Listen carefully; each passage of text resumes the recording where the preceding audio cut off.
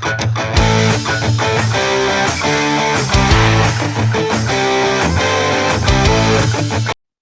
friends, welcome to Akiri Talk Show. Let's welcome our today's guest, निधि मोहन. इनके बारे में मैंने इंस्टाग्राम में देखा, इनके जो एक्टिविटीज है वो सारे मतलब मैं देख रहा था इतने दिनों से. बहुत दिनों से मैं सोच रहा था कि इनको बुलाऊं, तो इनको मैसेज भेजा, तो अब जाके इनका समय मिला आज थोड़े टाइम के लिए. बिकॉज इनके जो रिकॉर्ड्स है, ये एक फिटनेस कोच है, उसके बाद योगा टीचर है, पीमा के एम्बेसडर है, और भी बहुत कारनामे कर चुके हैं ये. तो इन्हीं से जानेंगे कि इनका जो जर्नी है, क्या किया इन्होंने और आगे क्या करने वाले हैं, इन्हीं से ही सुनेंगे. Ma'am, welcome to the show. Thank you so much for the lovely introduction. Thank you. इतना तो मैंने किया नहीं जितना आपने बोल दिया, बट चलो कोई बात नहीं.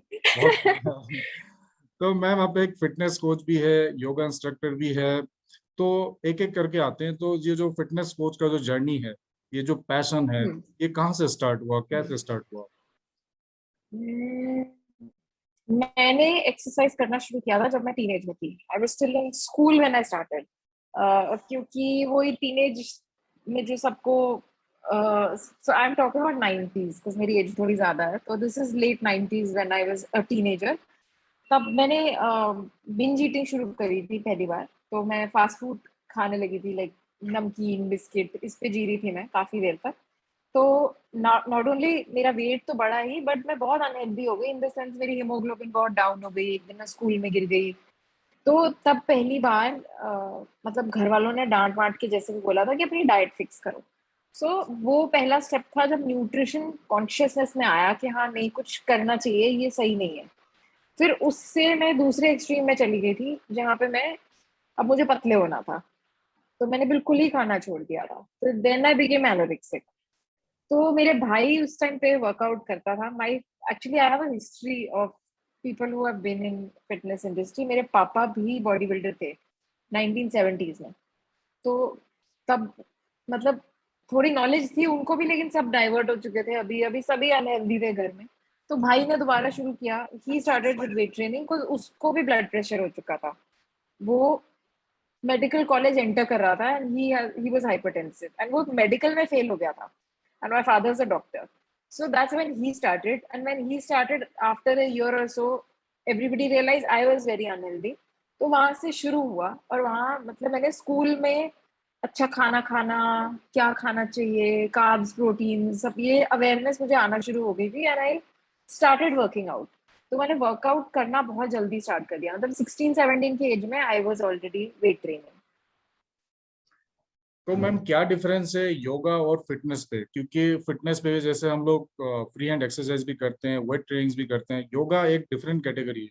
तो इन दोनों का कॉम्बिनेशन में क्या कहना चाहेंगे? So basically the thing is, हम लोग को मीडिया जैसे पोर्ट्रे करता है योगा, वो बहुत एक्चुअली हम रिड्यूस कर देते हैं योगा की वैल्यू को when we say that way, right. I मेरा अपना बिलीफ नहीं है. मतलब योगा एक कॉन्सेप्ट है जो एक्चुअली योगा एक स्पिरिचुअल पाथ है जिसमें फिजिकल एस्पेक्ट एक छोटी सी चीज है. बट वो चीज ऐसी है जो हमें दिखती है. बाकी ऐसी चीजें हैं जो दिखती भी कम है, दिखती भी कम है. तो वो आप देखते नहीं हो सोशल मीडिया पे, उनके बारे में बात नहीं की जाती. लेकिन आप अगर देखो योगा कहाँ से आया, इसकी ओरिजिनेशन कैसे हुई. पतंजलि थे एक सेठ जिन्होंने योगा सूत्रास लिखे थे, which was suppose to be मतलब जीना कैसे है उसका तरीका. Basically yog is the word from which yoga comes. And yog का मतलब होता है अपने आप को परमात्मा से जोड़ना या हायर पावर से जोड़ना, राइट. तो अब वो जोड़ने का माध्यम जो है वो रास्ता है योगा. ठीक है, उसमें बहुत सारी चीजें ऐसी हैं जिसके बारे में बहुत डिस्क्रिप्टिवली बताया गया है कि कैसे करना है. अगर आप योगा सूत्रा का दूसरा सूत्रा पढ़ोगे तो उसमें लिखा है दैट सेज योगा चित्ता वृत्ति निरोधा. That means yoga is a path where मेरे चित्त में से जितनी वृत्ति है, जो भी ऐसी चीज है जो मेरी थॉट को क्लाउड करती है, उसको निकालने के प्रोसेस को हम योगा बोलते हैं. बहुत ज्यादा मैं आपको शॉर्ट में समझा रही हूँ. तो उसका एक छोटा सा पार्ट है आसना प्रैक्टिस और प्राणायाम, जो हमको दिखाई देता है. लेकिन उसका एक बहुत बड़ा पार्ट ये है यमास फॉलो करना, नियम करना फॉलो. मतलब उसमें आएगा कि आप झूठ नहीं बोलोगे किसी से, आप चोरी नहीं करोगे, आप सुबह अपनी दिनचर्या रखेंगे, आप क्या खाएंगे, आप अहिंसा करेंगे, आप किसी और बीइंग को हार्म नहीं करेंगे, आप ध्यान रखेंगे, आप ध्यान करेंगे, आप साधना करेंगे, आप मेडिटेशन करेंगे। उसमें एक और चीज होती है प्रत्याहारा, दैट मीन्स आप अपने सेंसेस को, जो आपका कंट्रोल है, जैसे हम खाने पे कंट्रोल नहीं कर पाते या हम किसी और चीज पे कंट्रोल कर नहीं पाते, हम गिव इन करते हैं अपनी सेंसेस को, उसके विड्रॉल करना है। सो ये सारी चीजें योगा में आती हैं। और जब हम योगा को एक एक्सरसाइज की तरह ले देते हैं और हम कह देते हैं योगा वेट ट्रेनिंग में क्या करना चाहिए। तो मैं बोलती हूँ yoga yoga is not exercise, yoga is life. उसमें एक छोटा सा पार्ट है एक्सरसाइज। तो योगा, आई बिलीव दैट अगर आप चाहे एक्सरसाइज से ही करना शुरू करो, बट एज अ प्रैक्टिस वो एक स्पिरिचुअल प्रैक्टिस है जिसमें एक छोटा सा फिजिकल एंगल है। तो योगा के बारे में तो मैं इतना लंबा बात कर सकती हूँ कि आपका 5 घंटे भी कम पड़ेगा शायद। किसी दिन बात करेंगे मैम। श्योर। एक चीज और कहना चाहूंगा कि आजकल जैसे लोग बोलते हैं कि प्रोटीन डाइट्स के बारे में, तो फिश खाना चाहिए, चिकन खाना चाहिए, मटन लेना चाहिए, अंडा लेना चाहिए, ये सब लेना चाहिए प्रोटीन के लिए। लेकिन ये जो वेगन वाला जो फंडा है, मतलब आपने भी बहुत ज्यादा वो किया है। आजकल जो विराट कोहली है वो भी बहुत चर्चित में है, तो इसके बारे में क्या कहना चाहेंगे? देखो, मेरा रीजन तो सिंपल है। जैसे मैंने बोला कि मैं प्रैक्टिस करती हूँ yoga for my whole life, right. तो उसमें ही एक एस्पेक्ट है अहिंसा, राइट। दैट मीन्स मैं अपने किसी स्वार्थ के लिए किसी और जानवर को या किसी को दुख नहीं पहुंचाऊंगी, ये मैंने अपने से प्रॉमिस किया है। तो उसी का एक पार्ट है कि ना मैं एनिमल खाऊंगी और ना मैं एनिमल से सोर्स हुई हुई कोई चीज को खाऊंगी। तो मीट, मच्छी, डेयरी, ये सब नहीं खाना है। हनी भी नहीं खाते, राइट, क्योंकि उसको भी खाने से बीज को तकलीफ होती है। Yes. तो बेसिकली मेरा तो ये आइडिया है। अब दूसरी चीज ये आती है कि हमें कन्वेंशनली बताया गया है, क्योंकि जब आप भी पढ़ो, देखो अभी भी टेक्स्ट बुक वैसे ही है। अगर आप टेक्स्ट बुक के हिसाब से जाओ तो हमें बचपन से एक इमेज हमारे सबकॉन्शियस में आती है, क्योंकि हमारी साइंस की 4th क्लास की किताब में मीट, मछली, दूध की बोतल, 4 अंडे पड़े रहते थे और उसे हम लिखते थे प्रोटीन। तो द फैक्ट इज कि ह्यूमन, जो नेचर में जो भी चीज होती है, जैसे दाल हो गई या प्लांट में जैसे कुछ भी होता है, प्लांट बेस्ड कोई भी होल प्लांट बेस्ड फूड्स है, जैसे सीड्स हैं, लेग्यूम्स हैं, पल्सेस हैं, दालें हैं, इन सब में जो मैक्रोज हैं वो सारे आते हैं, ठीक है। इसमें कार्बोहाइड्रेट भी होता है, फैट भी होती है, प्रोटीन भी होती है। लेकिन एनिमल सोर्सेज में प्रोटीन की क्वांटिटी थोड़ी सी ज्यादा होती है, कार्बोहाइड्रेट क्वांटिटी थोड़ी सी कम होती है। लेकिन ऐसा नहीं है कि उसमें कार्ब नहीं है और इसमें प्रोटीन नहीं है, तो ना पोर्शन साइज थोड़े से अलग होते हैं। लेकिन अगर आप कोई भी चीज जो नेचर से आ रही है वो एज सच खाओ, बिना छेड़छाड़ करे, तो आपको कोई डेफिशिएंसी नहीं हो सकती, क्योंकि नेचर में हर चीज कंप्लीट है, ठीक है। हमने उसके बाद में लेबल लगा दिए। तो एनिमल फूड की हमारे एनिमल सोर्सेज ऑफ फूड की कंजम्पशन हमारी बढ़ गई है। It's a more concentrated form of protein, but it doesn't mean it's complete, and it doesn't mean कि वही सही है। इनफैक्ट एनिमल सोर्सेज से नुकसान भी बहुत सारे हैं और अब वो सामने आ रहे हैं, उसके बारे में भी रिसर्च हो रही है। जैसे इंजेक्टेबल्स लगाए जाते हैं, अगर आपको, there is something called as biomagnification, मतलब अगर पानी में पेस्टिसाइड है या सॉइल में पेस्टिसाइड है तो वो एनिमल प्रोडक्ट में ज्यादा होगा, क्योंकि वो एक लेवल क्रॉस करके आ रहा है। तो हैवी मेटल्स मान लीजिए अगर है पानी में, तो जो आप फ्रूट खाओगे या ग्रेन खाओगे उसमें कम होगा। लेकिन जब आप वही चीज एनिमल सोर्स से लोगे तो उसमें वो भी मैग्नीफाई हुआ है, क्योंकि एक बीइंग है जिसने वही खाना खाया है, उसने कितने साल खाया, उसने स्टोर किया है वो हैवी मेटल, और अब आप उसको खा रहे हो, तो वो आपके लिए ज्यादा डैमेजिंग है। सो अब आज के रेफरेंसेस में देखें, अगर आज के टाइम के हिसाब से देखें, तो plant based food is a better choice even health wise. और प्रोटीन रिक्वायरमेंट, अगेन ये understand that all this science is also funded by people who are making billions from it, right? आज की date में 1 trillion dollar industry है supplements. तो अगर 1 trillion dollar industry आपको ये कन्विंस कर दे कि आपको प्रोटीन खाना चाहिए, तो फिर आप कर ही लोगे ना। तो how will they make $1 trillion otherwise? तो आप शुरू से स्टार्टिंग से वेगन है या बीच में आपने नहीं। मतलब मीट वगैरह लिया था या उसके बाद कन्वर्ट? मैं अब स्टार्टिंग से तो नहीं हूँ, वीगन नहीं हूँ, वेजिटेरियन जरूर हूँ मैं। मतलब for different reasons I have never been comfortable with meat, क्योंकि मुझे जब भी मीट खा के हमेशा ऐसा लगा कि आई किल्ड समथिंग, वो मेरे को हमेशा feeling I. It's not religious, it's not family ने मना करा, बट कभी भी मैं कंफर्टेबल नहीं हुई with the idea of meat. Eggs लेती थी, मिल्क बेस्ड प्रोडक्ट्स लेती थी, बहुत कम ही लेती थी. बट या I have had my own set of problems, और तब मुझे माइग्रेन्स भी होते थे, पीसीओडी भी होती थी, सिस्टिक एक्ने भी था. लेकिन जब से वो सब छोड़ा है, हार्मोन्स भी ज्यादा बैलेंस्ड है, स्किन भी बेटर हुआ, हेल्थ भी इम्प्रूव किया, इमोशनली भी ज्यादा बैलेंस्ड फील होता है. सो बेनिफिट ही लगा है मुझे वीगन बनने से, कोई ऐसे नुकसान नहीं हुआ. एक और चीज मैं पूछना चाहूंगा, आजकल जैसे लोगों को ना फिटनेस को लेके एक बहुत बड़ा मिथ है, क्योंकि सिक्स पैक एब्स होना चाहिए, बाइसेप्स होना चाहिए, ट्राइसेप्स होना चाहिए, बैक होना चाहिए, शोल्डर होना चाहिए. तो आपके हिसाब से फिटनेस का क्या डेफिनेशन? देखो, मेरे हिसाब से फिटनेस का डेफिनेशन ये है कि पहली बात तो फिटनेस सिर्फ जो दिख रहा है उसमें नहीं, वहां तक सीमित नहीं होना चाहिए. जो नहीं दिखाई दे रहा है वहां भी होना चाहिए. अगर आप कोई भी ऐसी चीज कर रहे हो जो एक्सट्रीम है, जैसे आप सिक्स पैक ऐप की बात करो या कुछ, ऐसा नहीं है कि मैंने कभी नहीं करा या वो मेरे साथ नहीं हुआ या मेरा वो गोल नहीं है. कभी कहीं ना कहीं वो मेरा भी रहता है कि ऐसा दिखना है, लेकिन वो at the cost of anything else नहीं होना चाहिए. और वो ऐसी चीज होनी चाहिए जो मैं सस्टेन कर सकूं. तो आजकल ये भी आपने देखा होगा कि सप्लीमेंट्स और न्यूट्राक्यूटिकल्स के अलावा इंजेक्टेबल्स भी लोग ले रहे हैं, हार्मोन थेरेपीज भी चल रही हैं, रिप्लेसमेंट्स भी चल रहे हैं, एनाबॉल्स भी चल रहे हैं, परफॉर्मेंस एनहांसर चल रहे हैं. They all come with side effects, हमको पता है. एक छोटी सी चीज है प्री वर्कआउट, सबको लगता है कि अरे ये तो कोई बहुत बड़ी बात नहीं है प्री वर्कआउट. और अगर आप रिसर्च करें इसके बारे में थोड़ा सा, प्री वर्कआउट से there are people who have died, because there is a full category of people जिनको प्री वर्कआउट भी नहीं लेना चाहिए, क्योंकि उसमें कैफीन की क्वांटिटी बहुत ज्यादा होती है. अगर आप हाइपरटेंसिव हो, इट कैन बी डेंजरस. और ये सब इसलिए हो रहा है क्योंकि सबको लगता है एक ही फॉर्मूला है इसको बनाने का, और ये बनाने से सब सही हो जाता है.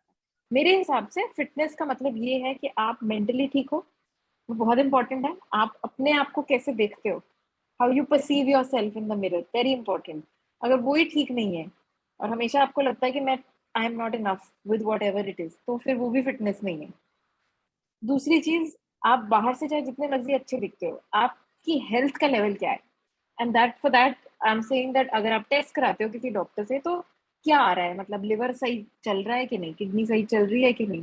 क्योंकि जो परफॉर्मेंस ड्रग्स लेकर आप बाहर से अच्छा शरीर बना लेते हो, लेकिन अंदर से आपका हार्ट मैग्नीफाई हो गया है, आपके लिवर में प्रॉब्लम्स चल रहे हैं, डाइजेशन ठीक नहीं है, किडनी काम नहीं कर रही है. सो you know that is something that I will not call fitness. Like what is that fitness? You just look fancy, लेकिन डिहाइड्रेट करके बैठे हो, आधे शूट में आप बेहोश हो रहे हो, लेकिन सिक्स पैक ऐप है, तो उसका भी कोई फायदा नहीं है. Fitness has to be holistic. देखो, ये सारी चीजें जो हम करते हैं, taking care of yourself, I call it taking care of myself. This the idea is कि मैं अपनी लाइफ की लॉन्गिविटी बढ़ाऊं. राइट, इसका आइडिया ये नहीं है कि मैं दिखने में कैसी लगती हूँ, वो एक बाय प्रोडक्ट होगा. आप कोई अच्छी चीज करते हो तो उसका एक बाय प्रोडक्ट होता है. जैसे आप कोई अच्छा काम करते हो तो अच्छा फील होता है, राइट. लेकिन अच्छा फील करने के लिए आप कुछ नहीं कर सकते. You have to, that's a feeling that will come as a byproduct. So same way, how you look, aesthetic हमेशा बाय प्रोडक्ट होगा एक अच्छे लाइफस्टाइल का. और अच्छा लाइफस्टाइल आपको मेंटेन करना है ताकि आप लंबे समय तक जी सको. तो अगर आप, everything that you do towards fitness should be, मेरा गोल है मैंने 100 साल जीना है, राइट. और अगर आपका ये गोल है कि आपने 100 ईयर्स जीना है, तो फिर अगर आपको कोई शॉर्टकट दे रहा है कि तू एनाबॉलिक्स ले ले, एक साइकिल मार ले, तेरे बाइसेप बढ़ जाएंगे, आप करोगे ही नहीं, क्योंकि that doesn't align with your long term goal. So I feel that youngsters should understand that fitness is a long term goal, is a lifelong commitment to make you better from inside and out. And if it's not doing that, then वो fitness नहीं है. आप अपने आप से धोखा कर रहे हो, एक ना एक दिन आपको बैकफायर करेगा. Wonderfully wonderfully explain. मेरे हिसाब से भी जो इनर फिटनेस है वो ज्यादा इंपॉर्टेंट है, जो हम बाहर दिखाते Yeah. हैं, दैट इज मोस्ट इम्पोर्टेंट. एक चीज और पूछना चाहूंगा कि you you have travel a lot, because you have travel mostly I think more than 30 countries. तो वहाँ के जो फिटनेस है और जो हमारे यहाँ पे जो फिटनेस है, तो किस रेटिंग को आप रखेंगे इंडियन फिटनेस को? Hmm,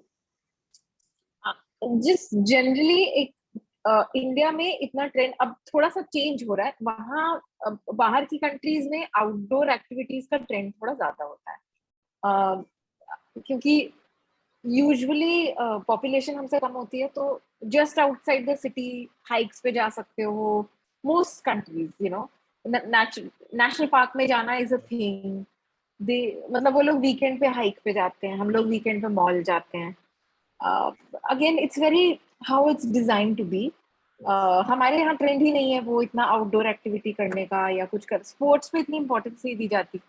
स्कूल में भी नहीं देते, पेरेंट्स भी नहीं बोलते।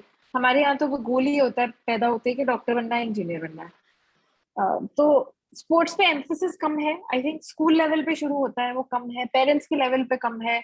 ऑप्शंस बहुत कम है। अगर आप ये देखो, आउटडोर एक्टिविटी करने का ऑप्शन बहुत कम है। मतलब अब चलो हम ग्रुप हाउसिंग सोसाइटीज में रहते हैं, यहाँ पे प्ले ग्राउंड्स हैं तो बच्चे चलो चले जाते हैं, बट अदरवाइज अगर आप देखो बाहर खेलने का ऑप्शन जो है वो खेलने कूदने के हम से एज अ फैमिली ऑप्शन थोड़े से कम है।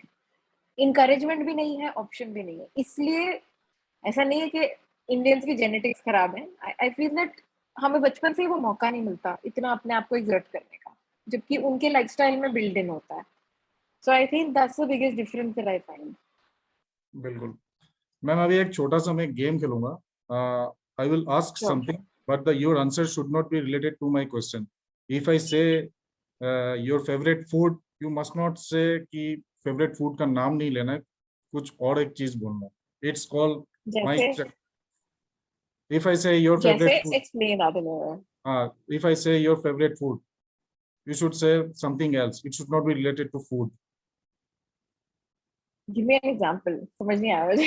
हाँ, जैसे मैं पूछूंगा कि your favorite food, you can say I'm watching movie, yeah, I'm playing cricket, yeah, I'm playing something sort of, but it should not be related to the food only. It should not be related to the question Okay, which I've asked.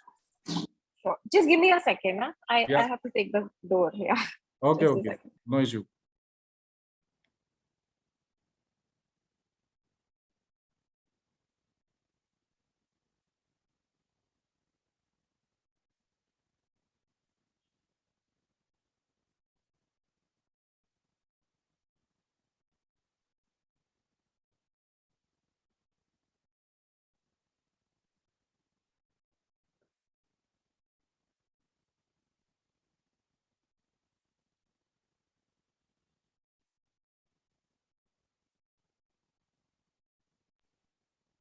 Yeah. Sorry. Yeah, it's okay, Yeah. no issue. So can I start? हाँ जी, हाँ जी. So the first question is your favorite food. Games. Your favorite It's a sport. little slow. Your favorite sport. Rajma चावल. Favorite destination. Basketball. Favorite That was actor. a little slow. Favorite actor. Singapore. Favorite actress. Manchester. Favorite movie. Hollywood. Is that a movie? Oh my god. It's okay, it's okay. Yeah. तो ma'am, आपसे बात करके बहुत अच्छा लगा, लेकिन जाते जाते मैं आपसे जानना चाहूंगा कि आगे आने वाले समय में आप क्या करना चाहते हैं, आपके जो फ्यूचर टारगेट्स है वो क्या है? Um, I think I will like to make जैसे जो मैंने आपको बताया सस्टेनेबल फिटनेस जो है वो मेरा गोल है आगे, to promote more of that, because I feel that the whole industry is like based on more hustle तोड़ो अपना शरीर, you know, although that works in some aspect, जैसे चाइनीज फिलोसफी है ना, यिन और यांग। तो मोस्टली जो हम करते हैं ये सब fitness activities, they are all very yang based, right. उसमें यिन बहुत कम है, उसमें ठहराव कम है। तो मेरे हिसाब से वो मेरा फोकस है नेक्स्ट कपल ऑफ इयर्स में, to bring more of that. Great great. Ma'am, आपसे बात करके बहुत अच्छा लगा। आप मेरे शो में आए और जो मैंने इनविटेशन भेजा आपने प्रॉम्प्ट रिस्पांस दिया। Thank you very much. Wish you all the thank best you so for your much. All future assignments. तो दोस्तों, आज का कंटेंट मैं यही खत्म करना चाहूंगा। आगे आने वाले समय में ऐसी इंस्पिरेशनल कंटेंट्स आपके सामने लेके आऊंगा। Till then, stay tuned for the upcoming videos. Thank you ma'am. Thank you. Thank you.